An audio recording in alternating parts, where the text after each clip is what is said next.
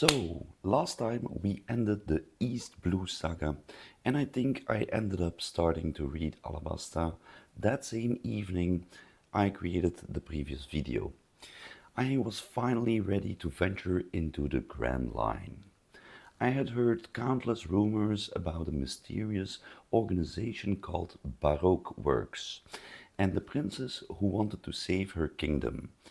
Not only did this saga turn out to be incredibly exciting, but it was also emotional and full of intrigue. I'll share a comprehensive overview of all the arcs of the Alabasta Saga, from Reverse Mountain to the grand climax in Alabasta itself, along with my own impressions, fun facts, and of course the start and end chapters of each arc.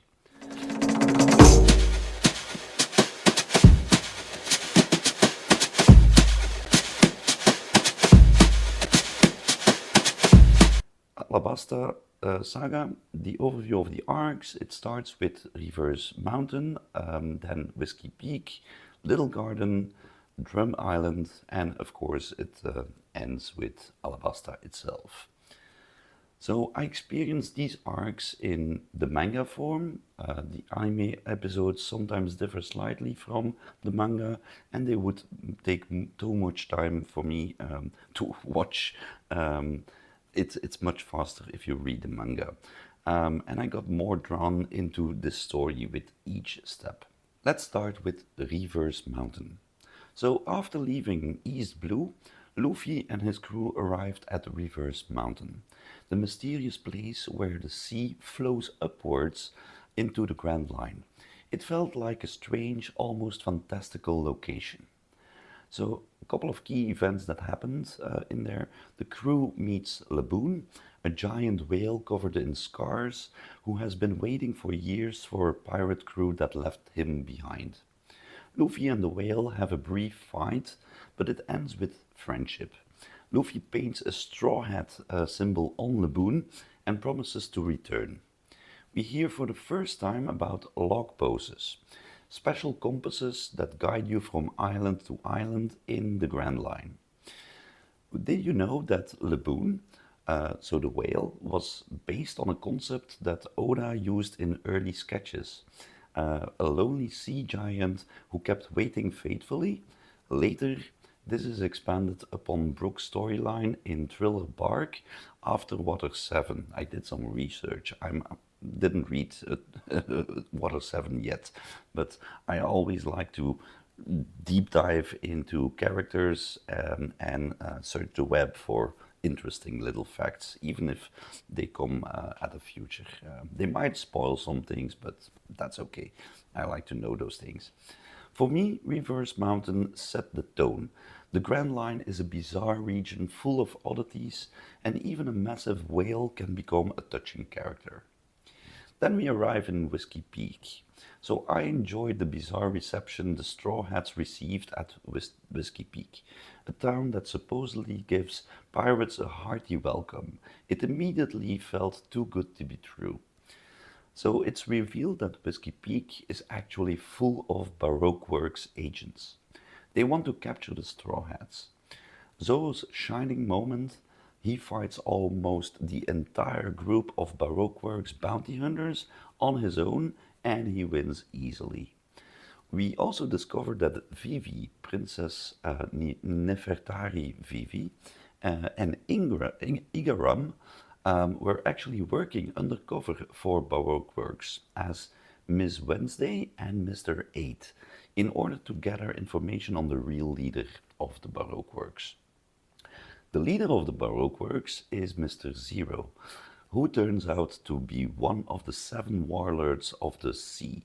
Turns out that that will be Crocodile.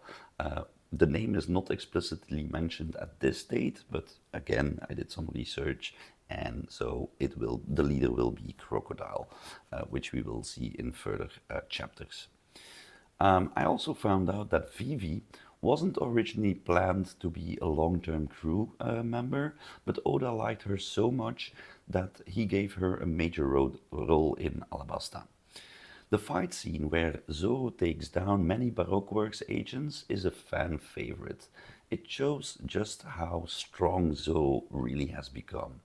For me, Whiskey Peak was the first genuine reveal of a large-scale, shadowy organization operating in the Grand Line.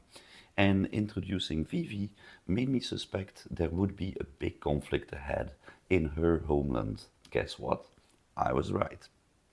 We get to Little Garden. I found Little Garden so adventurous, an island apparently stuck in prehistoric era, teeming with dinosaurs, giant plants, and two giants in an endless duel. Dory and Broggy, two gigantic warriors from Elbaf, have been fighting each other for hundreds of years over an old dispute they have long forgotten.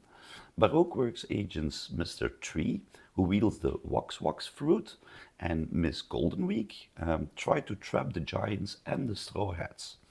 Luffy and Usopp are inspired by the honor and friendship between the giants. They help Dory and Broggy break free of the wax trap. Vivi's trust in Luffy grows stronger, partly because he protects her and believes in her mission for Alabasta.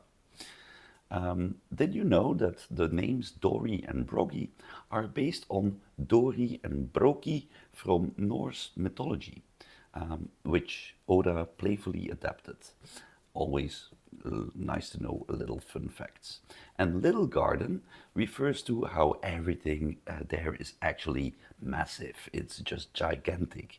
So it's a bit of irony from Oda there. This idyllic dinosaur-filled setting and the tragicomic struggle between the giants made this arc really memorable for me. It also foreshadowed future journeys to the giants' land Elbaf, something I and many fans have been looking forward to.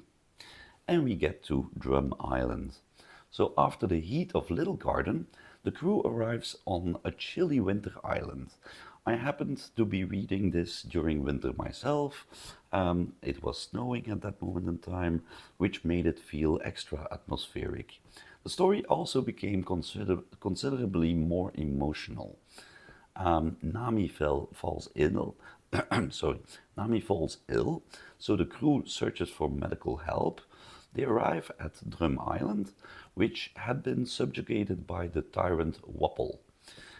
They meet the lonely reindeer Dr. Tony Chopper, who ate the Hito Hito no Mi fruit, the human fruit, so enabling him as a reindeer to speak, think, and even transform into a giant human-like reindeer. Chopper has a tragic past with Dr. Hero Luke. Hero Luke died and left Chopper with the message that cherry blossoms can give people hope. Luffy and company defeat Wapol, and the Drum Kingdom is reformed. The inhabitants honor Chopper and the Old Doctor, and at the end, Chopper joins the Straw Hats as their new doctor aboard the ship. An emotional moment because he has always been lonely. Fun fact, Chopper was designed to be a cute factor member for the crew, and he actually is, but with some heartbreaking and sometimes quite dark backstory. So Oda did a great job at introducing Chopper there. For me, Drum Island was a crucial turning point. I realized One Piece wasn't just about tough pirates and adventure, but could also have intensely sad backstories. Chopper's story, the cherry blossoms, and the idea of healing through hope gave me real chills. And then we get to Alabasta. This is the grand finale of the saga, the desert kingdom of Alabasta, where Princess Vivi desperately tries to prevent the civil war. I read it all in practically one go, because the tension was so high. Arrival in Alabasta, the land suffers from severe drought. The rebels blame King Cobra, but in reality, Crocodile is manipulating everything behind the scenes to turn the people against the king. The Straw Hats split up to tackle various goals, such as investigating the dance powder trick and rescuing important allies. Baroque works in full force. We meet the top agents Mr. 2, Bon Clay, Mr. 1, Das Bones, Miss Doublefinger, Miss Merry Christmas, Mr. 4, and so on. One of the standouts is Mr. 2, Bon Clay, a flamboyant character with the mane no mi fruit. He can copy people's faces and appearances. He's like a chameleon. His friendship with Luffy is really unexpected, given that he's actually an enemy. Um, the rebel army, led by Koza, is about to storm the capital, and Vivi tries in vain to halt the attack. The Straw Hats face off against the Baroque Works officers in various duels. I found Zoro versus Mr. 1 and Sanji versus Mr. 2 especially epic fight scenes. Then Crocodile is a warlord of the sea who possesses the Suna Suna no Mi, so sand fruit. His powers make him nearly untouchable. Luffy has to fight him multiple times. The first time, Luffy loses badly, ends up falling into a sandpit. Crocodile seeks the Poneglyph in the royal tomb, which possibly holds info on the ancient weapon Pluton. He plans to seize control of Alabasta to get that weapon. And then Luffy discovers that water, and later even his own blood, can solidify Crocodile's sand form, enabling him to land hits. In a spectacular final duel, the entire chamber nearly blows up, and Luffy delivers the finishing strike to Crocodile with his rubber storm attack.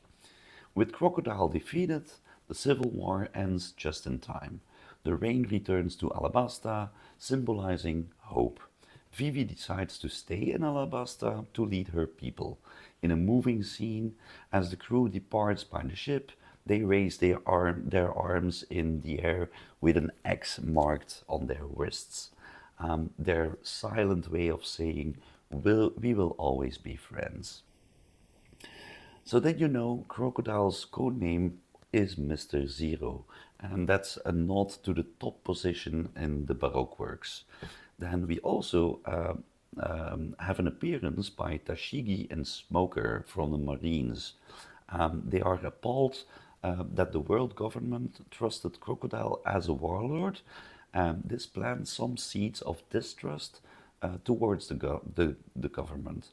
And then dance powder is a fictional substance that can pull rain clouds to a certain area, but causes drought everywhere else. It reflects Oda's belief that there are no free miracles.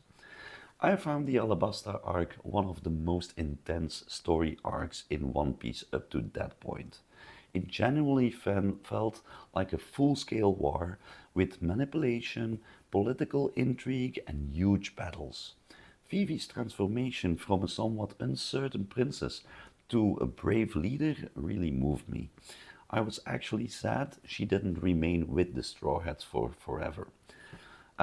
So a couple of final thoughts. When I turned the last page of chapter 217, I knew the One Piece world was far bigger than East Blue alone. The Alabasta Saga offered an epic scale, from prehistoric dinosaur islands to a cold winter island, and finally a desert kingdom torn by civil war. Strong emotional core, especially Chopper's backstory and Vivi's struggle for her homeland, and intrigue and revelations.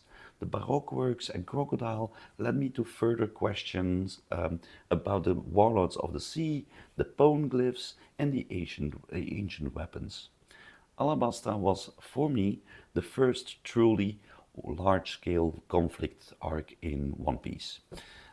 It blended the Straw Hats' humor and camaraderie with serious themes like civil war, politics, and even manipulation of world power. It was also the arc where I realized how Oda can introduce characters like Mr. 2, Bon Clay, as villains, but still make you love them for their loyalty and friendship. And how the Marines aren't always the good guys, nor are pirates always villains. The moral gray area surfaces strongly here for the first time. So for anyone still unsure if the Alabasta Saga is worth it, I thoroughly enjoyed every arc of it. The tension, emotional depth, and world building are phenomenal for a shonen manga. Alongside the intense main storyline, Luffy versus Crocodile, I got beautiful side stories, Chopper, Drum Island, the giants at Little Garden, and then as a cherry on top, Vivi's farewell is one of the most iconic One Piece scenes to this day. I haven't read any further, so I hope there will be more of those moments later on. So in short, chapters 101 to 217, the Alabasta Saga, form a journey of a cheerful pirate crew who gradually discover that the Grand Line is full of dangers and political machinations. They befriend the princess, take on a powerful warlord, and prove that freedom and friendship ultimately always prevail, even in a barren desert. I found it unforgettable and recommend everyone to read or watch it and read it really carefully. Once you've finished Alabasta, you know you're truly immersed in the world of One Piece. After this, I can't wait to see what's next. So on to the next saga, which would be Sky Island. That's it for my deep dive in the Alabasta Saga. I hope it gave you a clear idea on how the Straw Hats went from fun adventures to a full-blown war, complete with unforgettable characters, big emotional stakes. If you enjoyed this review, I'd love to hear your thoughts and favorite moments in the comments. Don't forget to like, share and subscribe if you want more of these One Piece reviews. Let's keep sailing forward together. See you in the next video.